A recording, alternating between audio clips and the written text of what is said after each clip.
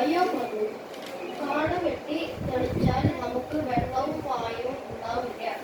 രാജാവ് എന്നെ എതിർത്തു സംസാരിക്കുമ്പോ രാജാവ് നിന്നെ ഇനി ഈ രാജ്യത്ത് കാണാൻ പാടില്ല. മന്ത്രി സങ്കടത്തോടെ പുറത്തേക്ക് നടന്നു പോകുന്നു.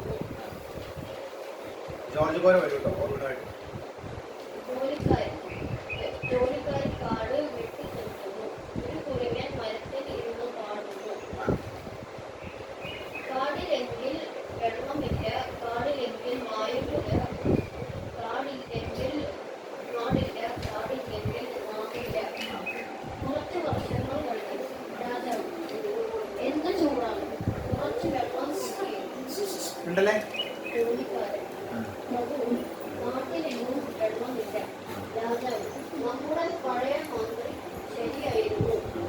അദ്ദേഹത്തെ പുറത്തേക്ക് വിട്ടത് തെറ്റായിപ്പോയി. രാജാവ് ആരവിടെ?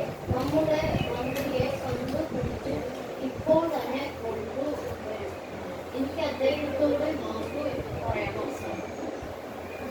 നമ്മുടെ കൊട്ടാരത്തിന്റെ ചുറ്റും വൃക്ഷ തൈകൾ നൽകുക.